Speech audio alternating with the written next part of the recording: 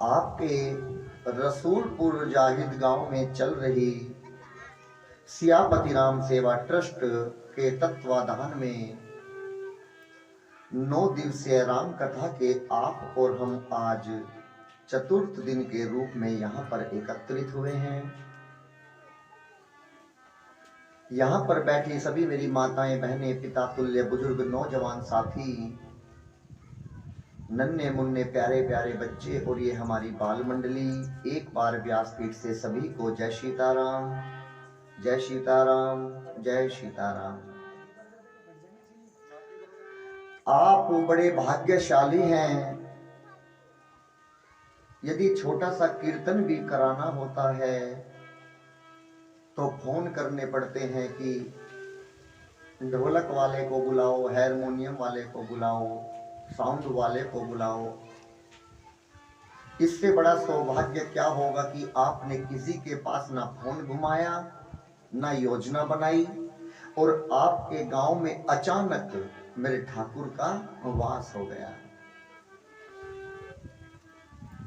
आज के मुख्य यजमान के रूप में श्री मान जी दिनेश कुमार जी, पुत्र श्री मलखान सिंह जी और उनकी दिनेश कुमार जी की धर्मपत्नी श्रीमती शिक्षा देवी और दूसरे यजमान श्रीमती रेणु देवी, धर्मपत्नी श्रीमान जी राजकुमार जी प्रजापति, उनकी बेटी कुमारी श्रुति, जिन्होंने आज पंचांग पीठ और व्यासपीठ का पूजन कराया। भगवान इनके घर में सुख शांति दे, धन समृद्धि की वर्षा करे। कोई भी मेरी माँ या भक्त बताए कि कल हमने कथा को कहां पर विराम दिया था।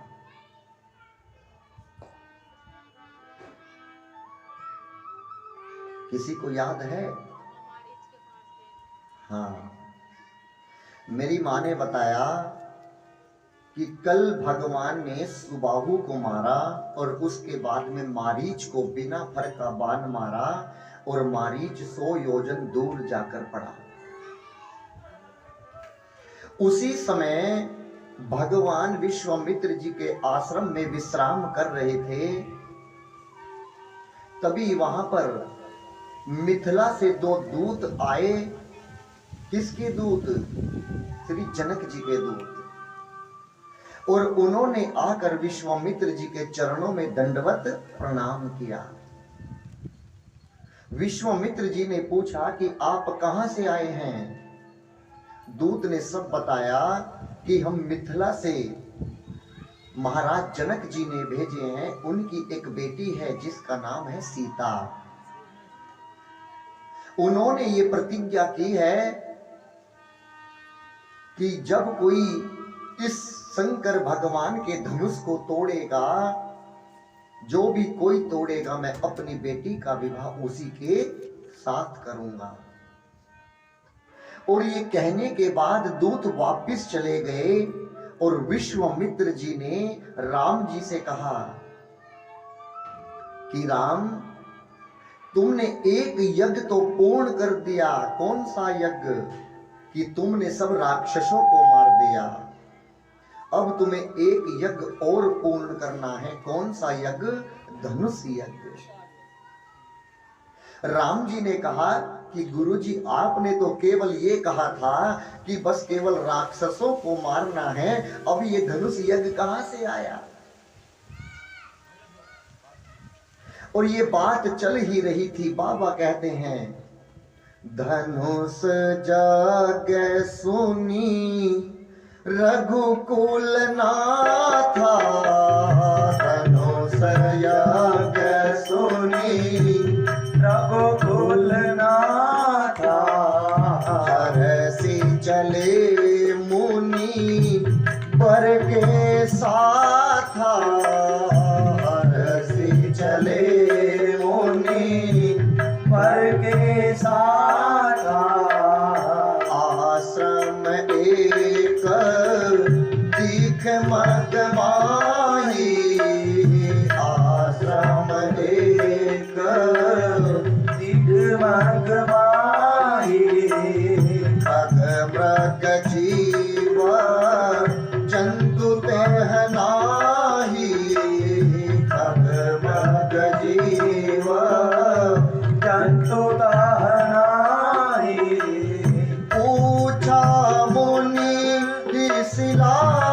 प्रभु देखी, पूछा प्रभु शिला, प्रभु देखी, सकल कथा मुनि कहाँ विशेषी, सकल कथा मुनि कहाँ विशेषी, सकल कथा मुनि कहाँ विशेषी। और अब राम जी और लक्ष्मण भैया विश्वामित्र जी के साथ में चल पड़े। कहाँ? मिथिला के लिए। रास्ते में एक सुंदर सा वन आया और जैसे ही उस वन के थोड़े से आगे मेरे प्रभु चले तो एक आश्रम आया। किसका आश्रम? गौतम जी का आश्रम। भगवान ने गुरु जी से पूछा, गुरु जी मैं आज इस आश्रम को देखकर ये सोच रहा हूं कि ना तो इस आश्रम में किसी पेड़ पर लताएं हैं, ना फल है, ना फूल हैं और ना पक्षी हैं, सब घास सूखी है, ना नदियों में जल है। और गुरुजी सबसे बड़ी बात, ये एक पत्थर की नारी शिला बनकर जो बैठी है, ये कौन है? राम जी ने क्या पूछा कि ये कौन है? और राम जी बड़े प्यारे से शब्दों में कहते हैं क्या? ऋषि आश्रम की कोई पुण्य थली गुरुजी, पर आज लगे उजड़ी उजड़ी, नर नारी नहीं पशु पक्षी होना, सुनसान दशा बिगड़ी बिगड़ी, तर सूखे लता फल फूल बिना, गति जानन की उत्कंठ जगी, कहिए गुरुदेव कृपा करके, यह कैसी शिला मगमाही पड़ी है। गुरुजी यहां पर ना कोई फल है ना फूल है, मुझे सब बताइए। गुरुजी ने कहा, अरे बेटा राम, तुम तो सब जानते हो, तुम तो इस पूरे जगत के पिता हो, सबको जन्म देते हो, पालते हो और उनका विलय कर देते हो, आप मुझसे क्या पूछते हो? गुरुजी ने बड़ा प्यारा सा उत्तर दिया, क्या? गौतम नारी श्राप बस, उपल देह धरी धीर, चरण कमल रज चाहती, कृपा करो रघुबीर। ये केवल आपके चरण की रज चाहती है। अब आप मुझे बताइएगा, लोग कहते हैं कि भगवान ने उस गौतम की नारी को अपना पैर लगाया। क्या पैर लगाया था? अरे आप सोचिएगा, जिसका चरित्र इतना विदित है, जिसके बड़ा चरित्र आज तक इस संसार में किसी का नहीं हुआ, क्या वो एक पत्थर की नारी को अपने पैर लगाएंगे? क्या लगाया? भगवान ने उस गौतम की नारी को क्या लगाया? चरण कमल रज चाहती, कृपा करो रघुबीर, कृपा करो रघुबीर। रज चाहती है, आपके चरणों की धूल चाहती है। और भगवान ने अपने चरणों को उठाया और उस गौतम की नारी के ऊपर अपने चरणों की रज को डाला, और उसमें से क्या निकला?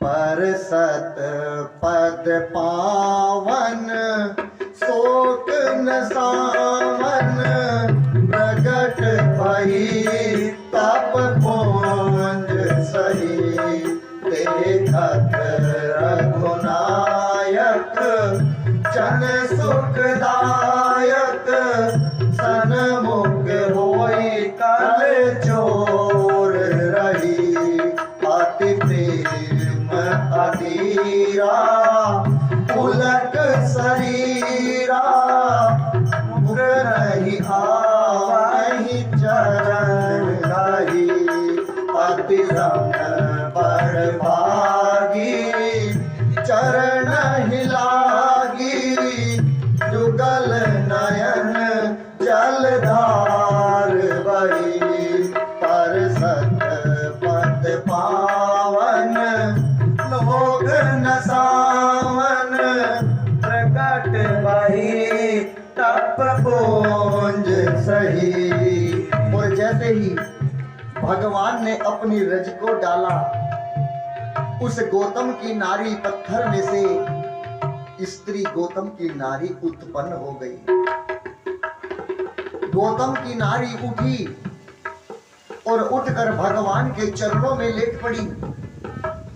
भगवान ने उठाया, फिर चरणों में लेट पड़ी। गौतम की नारी ने कहा कि प्रभु, सब लोग कहते हैं कि मेरे पति ने मुझे श्राप दिया। भगवान ने कहा, हाँ, मेरे गुरुजी भी कल यही कह रहे थे कि आपको आपके पति ने श्राप दिया। अहिल्या ने कहा, नहीं प्रभु, मेरे पति ने मुझे श्राप नहीं दिया, मेरा उद्धार किया है। क्यों? यदि मेरे पति मुझे श्राप ना देते और मैं पत्थर की नारी ना बनती तो आज मुझे आपके दर्शन ना होते। प्रभु, आपके चरणों की रज मुझे प्राप्त ना होती। मेरे ऊपर भगवान, मेरे पति ने मेरे ऊपर बहुत बड़ी कृपा की है। अब मैं आपसे एक आशीर्वाद मांगती हूँ प्रभु। कौन सा आशीर्वाद? जिस प्रकार एक फूल के चारों तरफ भंवरा मंडराता रहता है, क्यों? उसके पराग को प्राप्त करने के लिए, उसके रस को चूसने के लिए। प्रभु, मुझे एक आशीर्वाद दीजिए। ये जो आपके चरण हैं, इनको कमल के फूल बना दीजिए और ये जो मेरा मन है इसे प्रभु भंवरा बना दीजिए। और ये मन रूपी भंवरा आपके कमल रूपी चरणों के चारों तरफ दिन रात चक्कर काटता रहेगा। ये मुझे आशीर्वाद दीजिए प्रभु। जिन चरणों से गंगा निकली है, जिन चरणों को शंकर भगवान ने, जिन चरणों से गंगा निकली और उस गंगा को शंकर भगवान ने अपने सिर पर धारण किया है।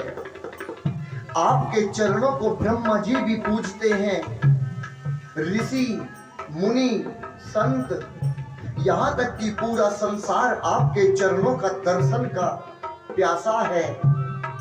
मुझे इन चरणों में दिन रात प्रेम बना रहे, ऐसा आशीर्वाद दीजिए। और मेरे प्रभु ने आशीर्वाद दिया।